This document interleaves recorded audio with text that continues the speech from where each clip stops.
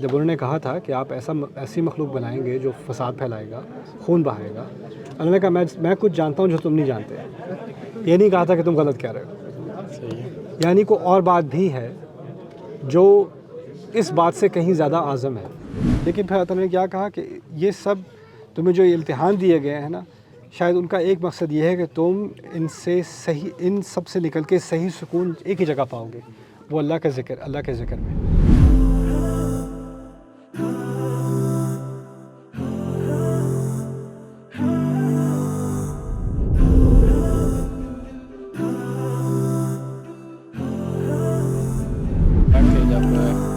اللہ تعالیٰ آدم علیہ السلام کو انسانوں کو پیدا کر رہے تھے تو انہوں نے کہا تھا کہ خون خرابہ کریں گے دنیا میں جا کے، تو ابھی تو وہی کر رہے ہیں، تو ان کی بات تو درست ہوگی. دوسرا کویشچن یہ کہ اللہ تعالیٰ قرآن مجید میں فرماتا ہے کہ دلوں کی یاد اللہ تعالیٰ کے ذکر میں ہے، مطلب دلوں کا سکون اللہ تعالیٰ کی یاد میں ہے.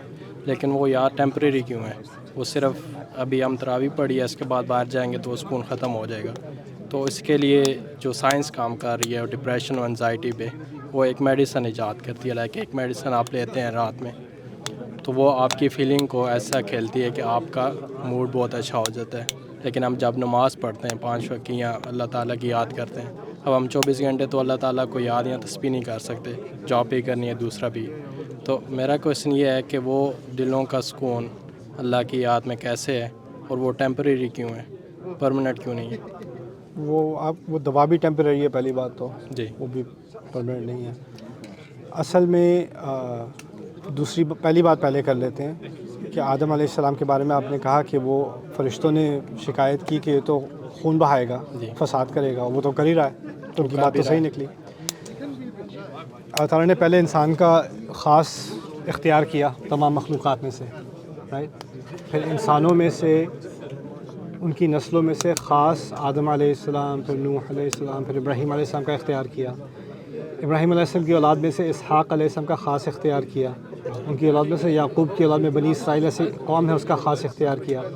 خاص میں سے خاص، یعنی بات آدم کی خصوصیت سے شروع ہوئی اور تقریباً اپنے کلائمیکس کو پہنچتی ہے بنی اسرائیل کے ساتھ.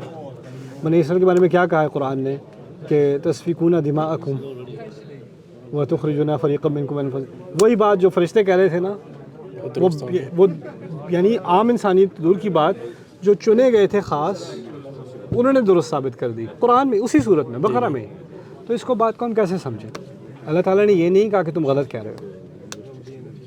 جب انہوں نے کہا تھا کہ آپ ایسی مخلوق بنائیں گے جو فساد پھیلائے گا، خون بہائے گا، اللہ نے کہا میں کچھ جانتا ہوں جو تم نہیں جانتے.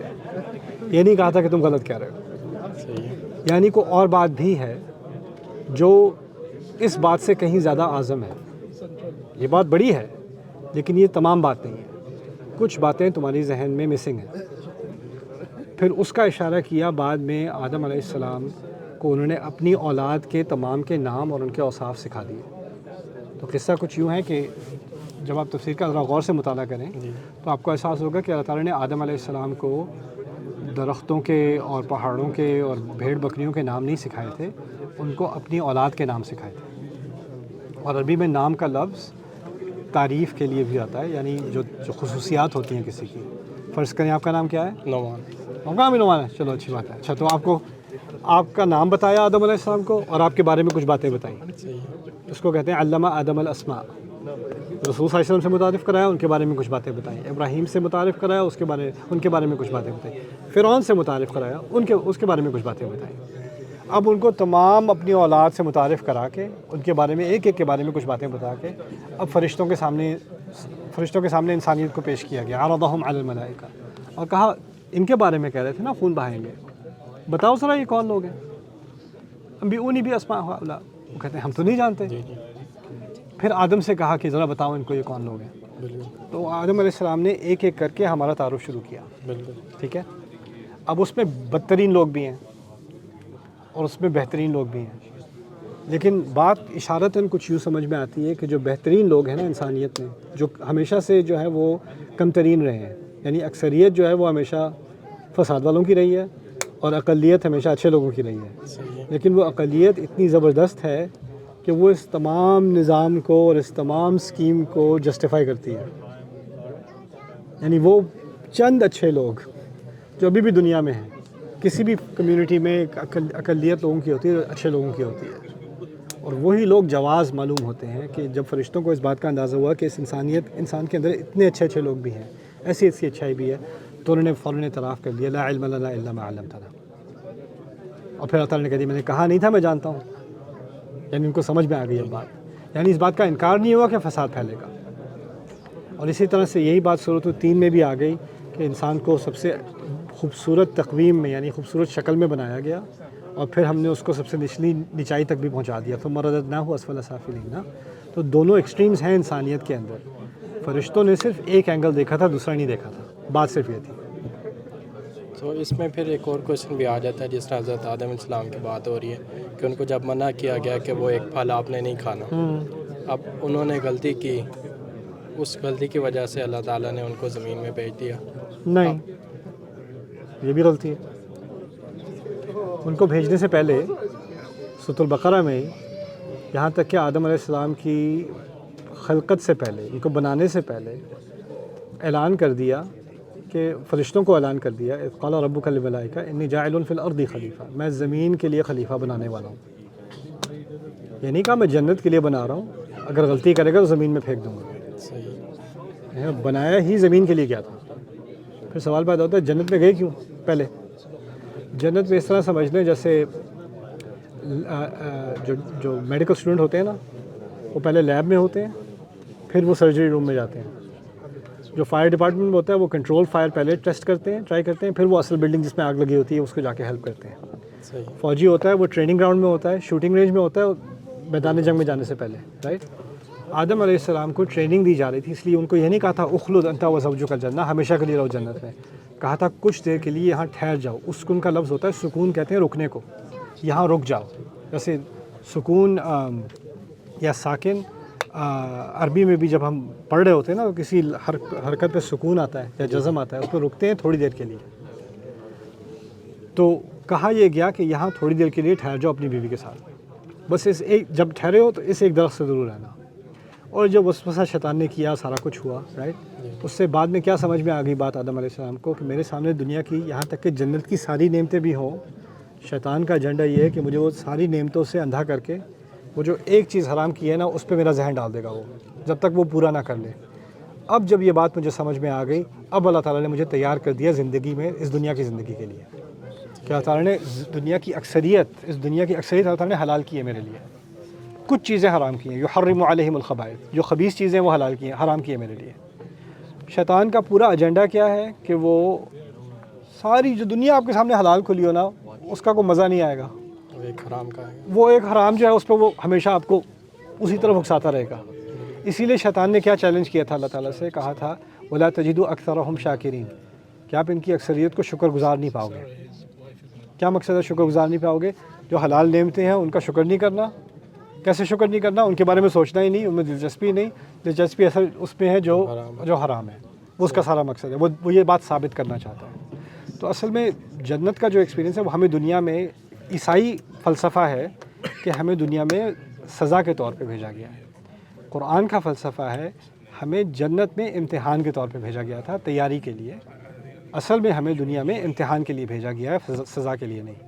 ہم ان کی سزا کی جو ہے وہ ان کی سزا ہم نہیں بھگت رہے. یہ عیسائی فلسفہ ہے, اور انفارچونیٹلی یہ فلسفہ ہمارے مسلمانوں میں کسی نہ کسی طرح آ گیا. تو اب ہم لوگ بھی سوچنے لگے کہ آدم ایسے غلطی تھی, ہم کیوں بھگت رہے ہیں یہاں پہ بیٹھے. یہ عیسائی کہتے ہیں, یہ ہم نہیں کہتے. یہاں تک کہ آپ دیکھو کہ 2 بڑے مقام ہیں قرآن میں, آخری بات کروں گا اس بارے میں. 2 بڑے مقام ہیں قرآن میں جہاں پر آدم کا قصہ تفصیل سے آیا ہے. ایک ہے سورۃ البقرہ, دوسرا ہے سورۃ الاعراف, دوسری سورت اور 7ویں سورت.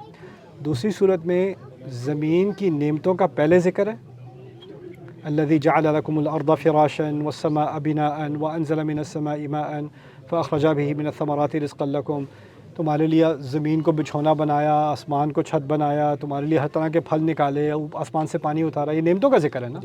یہ کوئی جیل تھوڑی ڈسکرائب ہو رہی ہے کہ تمہیں یہاں پر یہ تکلیف دی, یہ تکلیف دی, بلکہ نعمتوں کا ذکر. پھر آدم کا قصہ شروع کیا.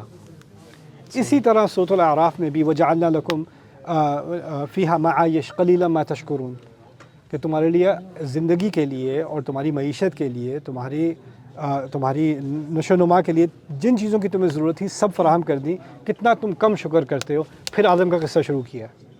یعنی قرآن نے بار بار تیار کیا ہے انسان کو کہ اس دنیا میں رہنے کی جو نعمتیں ہیں اس کا شکر کرے، اور پھر اس کو سمجھ میں آیا یہاں آیا ہی کیوں تھا، شکر کرنے کے لیے آیا تھا. رائٹ؟ صحیح. تو اس طرح سے قرآن بائبل کا جو فلسفہ ہے نا کہ آیا ہی انسان یہاں آدم کی غلطی کی وجہ سے تھا، اس کا بڑے کھلے الفاظ میں انکار کر رہا ہے. کھلے الفاظ میں یہ تصحیح کر رہا ہے بائبل کی. صحیح. اور دوسرا کویشچن ہے اس کا جو اللہ تعالیٰ فرماتا ہے کہ اصل میں جو اس سے ابراہیم علیہ السلام کا تعلق ہے تھوڑا سا. ابراہیم علیہ السلام کی زندگی میں ایسے واقعات ہیں جس سے دل ہل جاتا ہے انسان کا. بچے کو ذبح کر دو، آگ میں چھلانگ مار دو، باپ گھر سے نکال رہا ہے، ایک ایک کے بعد یعنی اس کو فیملی کو صحرا میں چھوڑ رہا ہو. یعنی اب ان کے امتحانوں کو دیکھیں نا تو ایک ایک سے دل لرز جاتا ہے. اور انہی کے الفاظ ہیں یوم لا ينفع مال ولا بنون الا من اتى الله بقلب سلیم. اس دن کے بارے میں، قیامت کے دن کے بارے میں کہہ رہے ہیں کہ اس دن نہ جب کسی مال کا یا اولاد کا فائدہ ہوگا ایک سوائے اس کے جو اللہ کے سامنے ایک دل سلیم، سلیم کہتے ہیں جو صحت مند ہو، اور سلیم اس کو بھی کہتے ہیں جو سکون سے ہو، جو اللہ کے سامنے ایک ایسا دل لے آئے جو پرسکون رہا. اللہ تعالیٰ ہمیں دکھا رہے ہیں کہ اس دنیا میں ہمیشہ کوئی نہ کوئی چیز ہوگی جو تمہیں پریشان کرے گی، جو تمہیں ڈرائے گی، جو تمہیں ڈپریس کرے گی. تمہارے اوپر ہمیشہ کوئی نہ کوئی خوف ہوگا، کوئی نہ کوئی حزن ہوگا، اس سے تم نکل نہیں سکتے.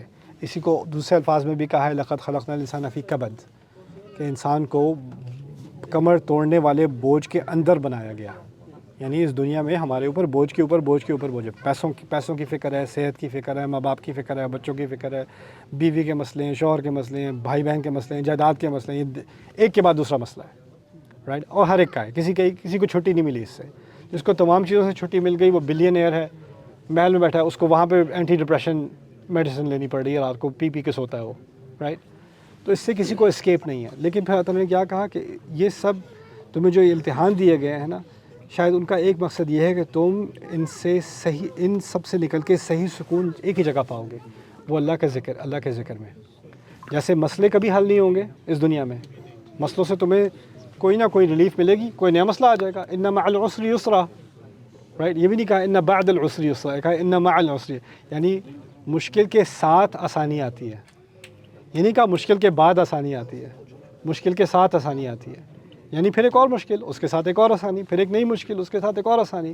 یہی دنیا کا سارا سفر ہے. ٹھیک ہے؟ تو اللہ تعالیٰ نے ہمیں مشکلوں میں اور آسانیوں میں ڈالا ہے کہ ہم دونوں حالتوں میں اللہ تعالیٰ کی طرف لوٹتے جائیں. بلکہ یہاں تک کہ قرآن نے اس طرح اشارہ بھی کر دیا ہے کہ مشکل کی حالت میں دل جب ڈسٹرب ہوتا ہے، اضطراب میں ہوتا ہے، تب انسان ذکر کرے اس کو سکون ملے گا. اور جب نعمت کی حالت میں جب دل کچھ زیادہ ہی خوش ہو جاتا ہے تو اتنا زیادہ بھٹکنے کی بھی ضرورت نہیں ہے. ذکر کرو انسان کو اور ذرا اپنے حدود کے اندر رہو. لیکن وہ سکون ٹیمپریری کیوں ہے؟ ہمیشہ ٹیمپریری، کیونکہ آپ کی سچویشن ٹیمپریری ہے. آپ کی کوئی سچویشن آپ کی پرماننٹ ہے ہی نہیں. پرماننٹ سچویشن موت کے بعد ہوگی. کبھی ہم نے عشاء کی نماز پڑھی ہے تو فجر کی نماز تک وہ سکون کیوں رہے برقرار گا؟ کیوں رہے گا؟ نہیں، نماز کا مقصد تھا نماز کے دوران سکون ہو اور اس کی تھوڑا سا چارج رہ جائے کچھ گھنٹے اس کے بعد، کہ اس کے اثرات رہ جائیں. کیونکہ باہر جا کے آپ کو دنیا کا سامنا کرنا ہے آپ کو. اور جب آپ دنیا کا سامنا کرو گے تو یہ جو نماز ہے نا، اس کا جو اثر ہے وہ برقرار رہے کچھ عرصہ. تھوڑا اس درجے تک تو نہیں رہے گا. جب آپ آگ کے سامنے بیٹھے ہو تو آپ کو ہیٹ زیادہ ملے گی، لیکن جو تھوڑی بہت گرمی مل گئی اسے تھوڑی دیر تو باہر آپ سروائیو کرو گے نا. پھر ٹھنڈ بہت زیادہ ہو جائے دوبارہ گرمی کی طرف آؤ گے. تو کچھ گھنٹوں بعد نماز کا مقصد یہی ہے کہ کچھ گھنٹے اس کا اثر رہے گا، پھر اس کے بعد دوبارہ ریچارج کرو، پھر کچھ گھنٹے اس کا اثر رہے گا، پھر دوبارہ اس کو ریچارج کرو. رائٹ؟ اسی لیے کتابیں موقوف ہیں. Assalamu alaikum everyone. There are almost 50,000 students around the world that are interested, on top of the students we have, in studying the Quran and its meanings and being able to learn that and share that with family and friends. And they need sponsorships, which is not very expensive. So if you can help sponsor students on Bayyinah TV, please do so and visit our sponsorship page. I appreciate it so much and pray that Allah gives our mission success and we're able to share the meanings of the Quran and the beauty of it the world over.